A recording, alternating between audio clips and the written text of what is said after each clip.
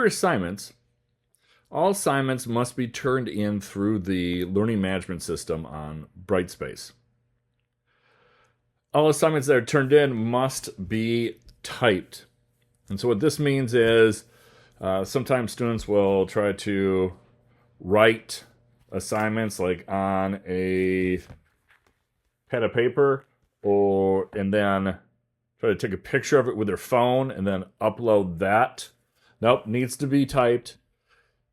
Can be in a Google Doc, Microsoft Word document, or for the Apple and Mac users out there, you can use Pages. If you're doing Google Doc or like a shared Microsoft document, make sure that just open up access that anyone with the link can view it. That way, we don't have to go back and forth like, hey, I need access to the file. Just kind of clears that up right from the beginning. Next, when we talk about keeping up with the material, it's your responsibility to keep up with the material in the course. And so that first piece of consideration there is make sure you use your gateway email address. Anytime I make an announcement to the course, that is going to feed directly into your gateway email, and that will make it easier for you to stay on top of any changes, modifications, or anything going on with the course. As we said in a previous video, you want to make sure that you identify that you're going to the unit section to see when those assignments are due and what assignments you're responsible for. Unless you communicate with me that you're going through something, whatever it might be, and I understand those things happen, but you need to communicate with me any concerns or challenges that you might have, and you need to do it as soon as possible while those situations are going on.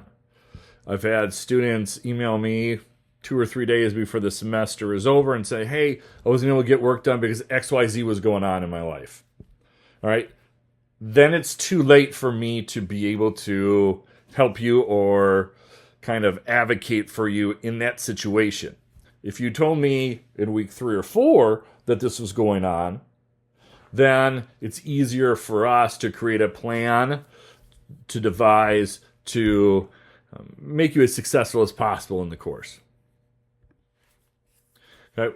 In the syllabus, you'll see that it says college level quality of work. All right. And so a couple things that I look for specifically to identify this college level quality. Number one, if you have a question that you're being asked to respond to, a yes or no answer isn't going to be significant enough to get points for that response. And so I want to see some in-depth reasoning to your solution. Give me some examples of why you feel yes or no. What is it that brought you to that answer? And the other mistake that some students will make is they'll start to answer a question. Make sure that you're responding, especially in discussion board posts, make sure you're responding to all the information that you're being asked for in that assignment. Now, getting to discussion board questions, in the units sections, you will see 2 different discussion board assignments. You'll see initial discussion board and secondary discussion board. In the initial discussion board, that's your response to discussion board question. Now, the one thing I will say is please be mindful of the due date on that initial discussion board. All right, these are one of those things that doesn't show up in the course calendar, but is going to be in that unit section.